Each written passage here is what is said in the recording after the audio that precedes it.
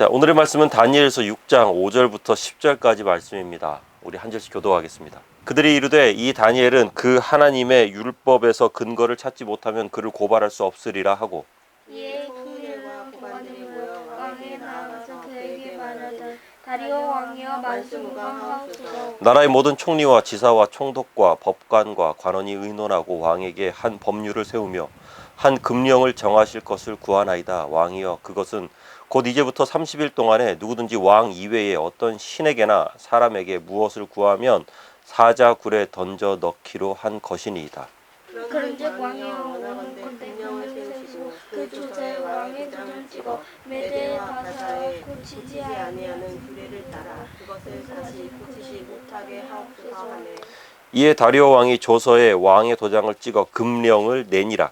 다니엘이 이 조서에 왕의 도장이 찍힌 것을 알고도 자기 집에 돌아가서는 윗방에 올라가 예루살렘을 향한 창문을 열고 전에 하던 대로 하루 3번씩 무릎을 꿇고 기도하며 그의 하나님께 감사하였더라. 아멘. 자, 새로운 왕조의 총리가 돼서 주변의 시기와 질투를 온몸으로 받으면서 자신을 끌어내리려는 정적들에게 둘러싸여 있는 다니엘. 그런 다니엘의 실수나 오점을 찾아서 고발하기 위해서 다니엘을 털고 털었죠. 그죠? 전방위적으로 아마 엄청난 압수수색이 일어났을 겁니다. 하지만 털면 털수록 허물은커녕 다니엘의 충성심만 더욱더 돋보이는, 그리고 다니엘의 능력만 더욱더 부각되는 그런 결과가 나옵니다. 살아있는 교본과 같은 완벽한 공직자가 바로 다니엘이었죠. 이렇게 다니엘을 털고 털어도 도저히 나오지 않으니까 결국 그들이 트집을 잡으면서 들어오는 것이 바로 하나님의 율법, 종교적인 거였습니다. 종교적인 핍박 말고는 다니엘을 굴복시킬 것이 없다라고 이렇게 결론을 내린 거죠. 5절 함께 읽습니다. 그들이 이르되 이 다니엘은 하나님의 율법에서 근거를 찾지 못하면 그를 고발할 수 없으리라 하고. 아멘. 다시 말해서 지금부터 다니엘이 겪는 모든 고난은 이제 영적 전쟁이라는 거예요.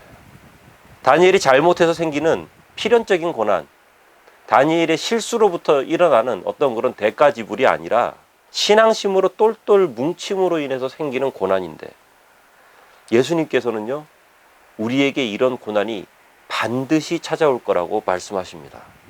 요한복음 15장 18, 19절 있습니다. 세상이 너희를 미워하면 너희보다 먼저 나를 미워한 줄을 알라.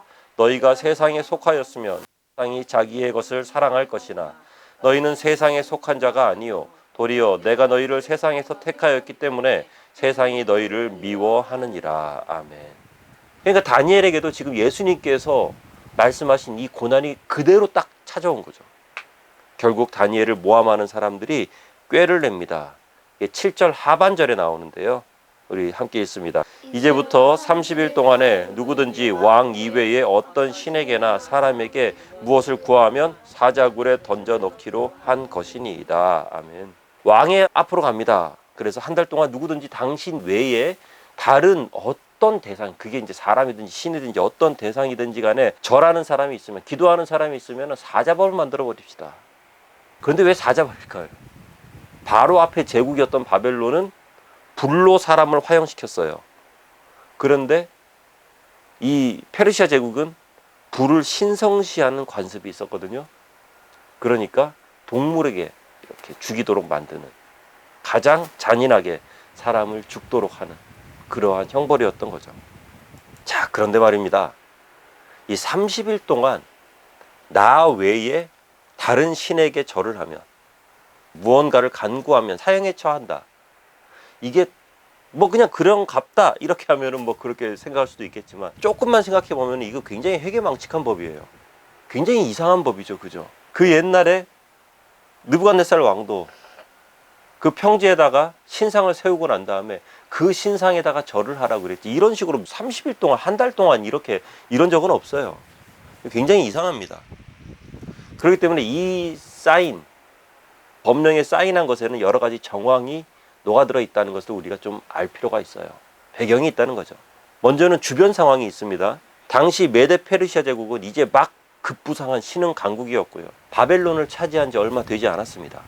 그 말은 다시 말해서 아직 바벨론식의 사고방식, 바벨론식의 생활방식, 무엇보다도 그 지역 사람들, 바벨론 사람들의 어떤 텃세 같은 것들, 이 페르시아를 인정하지 않으려는 어떤 그런 마음이 있을 수밖에 없죠. 그죠? 그렇기 때문에 왕인 자신에게만 절하게 함으로써 강건파들, 주변에 있는 반란파들을 싹쓸이 하려는 것, 그리고 중도파들, 이럴까 저럴까 하는 그런 사람들을 싹 흡수해 버리려는 뭐랄까 좀 다분히 정치적인 판단이 들어간 법령이라고 할 수 있죠. 그리고 두 번째는 다리오의 개인적인 이유가 여기 많이 포함되어 있습니다. 지난 주일에 함께 나눴듯이요, 다리오는 정복자인 고레스에 의해서 세워진 임시 정부의 임시 통치자입니다. 나이도 65세나 됐죠. 그러니까 조금만 지나면은 어린 조카가 딱 돌아와서 왕위를 달라고 할 것이 뻔하잖아요. 허수아비 왕위로 지내고 있어야만 하는데, 그러니까 모든 신하들은 어때요? 신하긴 신한데 내 신하가 아니에요. 이 사람들은 나에게 줄 선 사람이 아니라 고레스에게 줄 서 있는 사람들이에요. 그 외로운 상황 가운데서 어느 날 갑자기 조카의 충신이라고 생각하던 광녀들이 막 옵니다.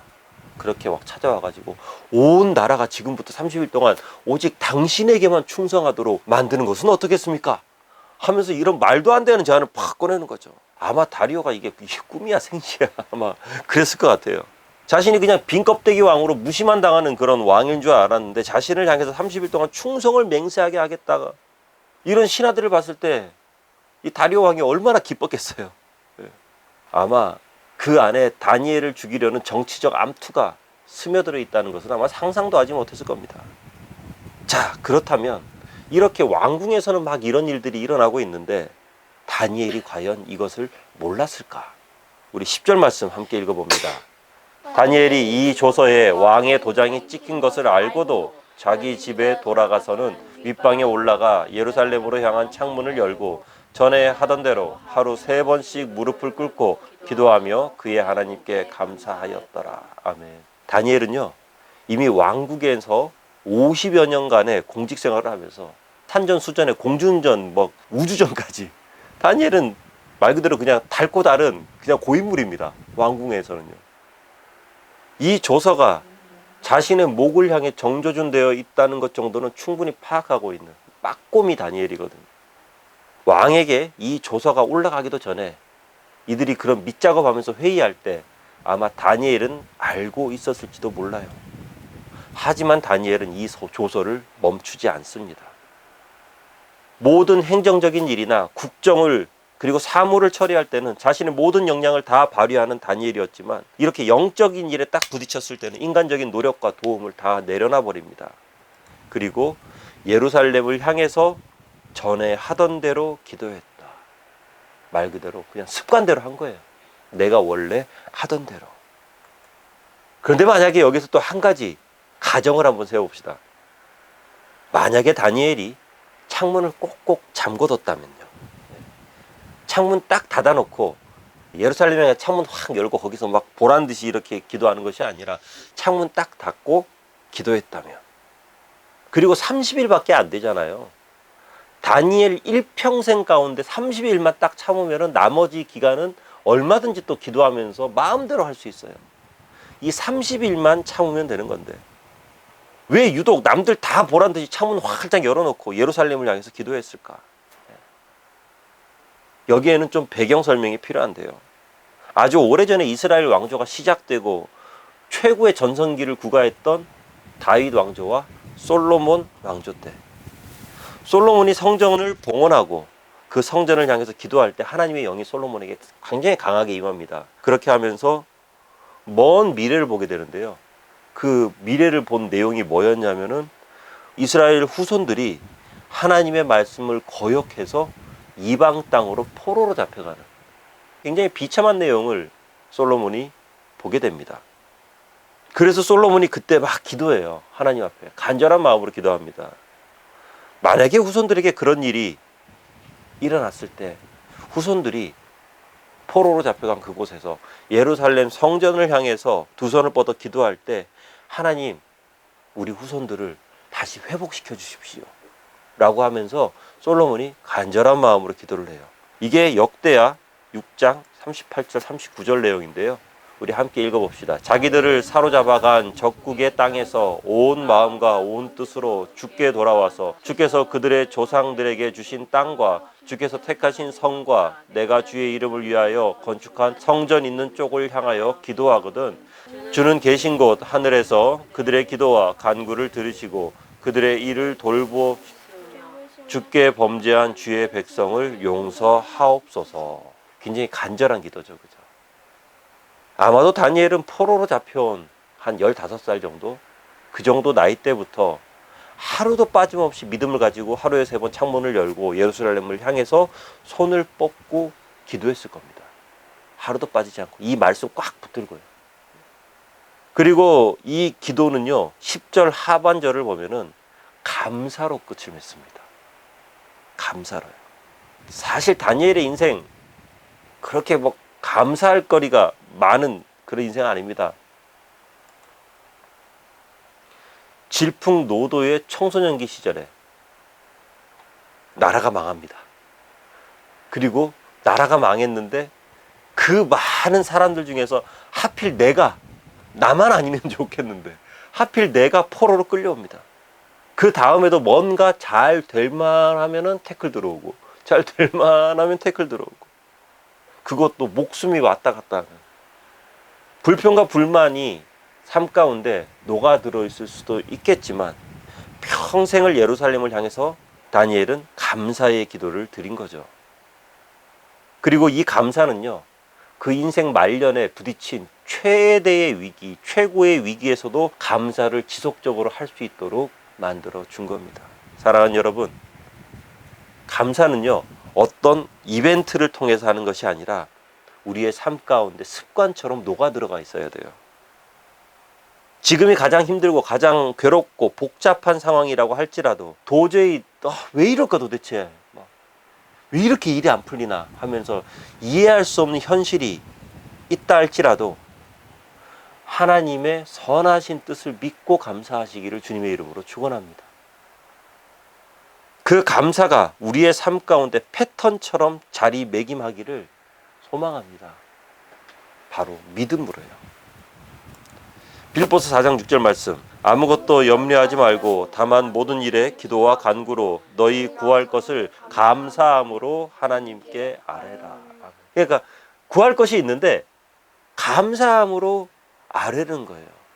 하나님께 말씀드리는 거죠. 이 감사는 우리의 기도를 하나님께 올리는 좀 뭐랄까 특급 등기 같은 좀 그런 특급 절차 같은 그런 겁니다.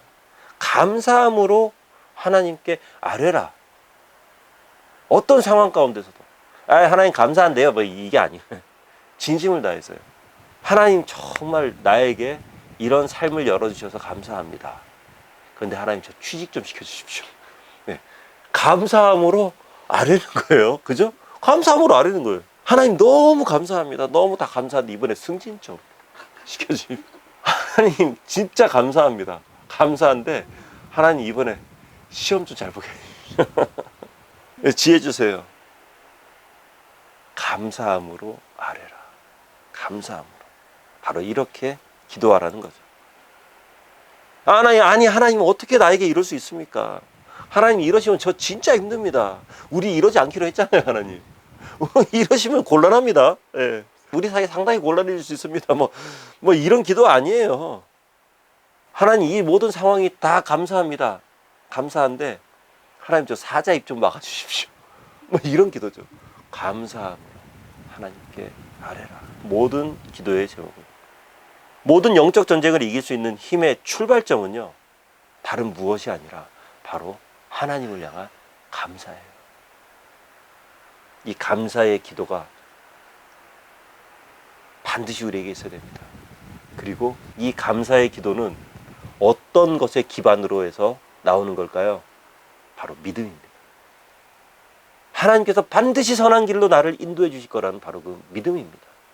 하나님께서 반드시 회복시켜 주실 거라는 바로 그 믿음입니다. 그렇기 때문에 다니엘은 모든 기도에 감사로 마무리할 수 있는 거죠. 모든 것을 감사로 마무리할 수 있는 거죠. 믿음이 전제된 하나님을 향한 100%의 99%의 믿음도 아니고요. 100%의 믿음이 전제된 감사의 기도는 우리의 삶에 기적을 나타내게 될 겁니다. 자, 말씀을 맺습니다. 다니엘은요, 자신을 정조준한 법령이 만들어지고 발효되는 어떤 상황에서도 그것을 막으려는 움직임을 보이지 않았습니다. 다니엘 사실 행정부 최고의 수장이잖아요. 그죠? 지금 현재로서 행정부 최고의 수장입니다. 만약에 막으려고 마음만 먹는다면 무슨 수를 써든지 막을 수 있는 것이 바로 다니엘이었을 거예요. 그런데 다니엘은 막아서지 않습니다. 어떤 움직임도 하지 않았고 여전한 모습으로 보란듯이 습관대로 하나님께 기도를 올립니다. 이것은요, 목숨을 내걸고 하는 기도죠. 그죠? 목숨을 걸고 하는 예배죠. 사실 우리는 이 목숨을 걸고 예배를 드린다는 것에 대해서 잘 모릅니다. 알 수가 없는 환경이죠. 알 수 없는 환경이에요. 우리가 뭐 선교여행 잠깐 나가서 뭐 시국이나 그런 곳으로 가가지고 남들 몰래 잠깐 모여서 이렇게 기도하고 막 이렇게 하는 거, 그러면서 막 우리 뭔가 대단히 막 아니에요. 그거는요, 우리 삶의 그냥 이벤트일 뿐이죠. 그곳에서 정말로 목숨 걸고 예배드리는 사람들은 어떻게 예배드리는지 우리는 그 마음을 잘 알지 못합니다. 그런데 분명히 이런 건 있습니다. 어떤 분은요, 집에서 온갖 비난을 받습니다. 그리고 원망도 받습니다. 핍박도 받습니다. 네가 교회 나간 이후로 우리 집안 꼴이 이게 뭐냐. 네가 교회 나간 이후로 아범이 몸이 안 좋아지지 않냐. 네가 예배드리고 교회 다닌 이후로 애들 꼴이 저게 뭐냐. 집안 꼴이 이게 뭐냐. 하지만 그 가운데서도 예배드리러 나오는 분들이 있죠.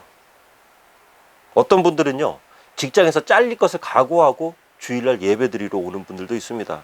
주일날 부장님이 같이 등산 가자고 하는데 저 예배드리러 가야 되는데, 굉장히 힘든 상황이죠. 그죠?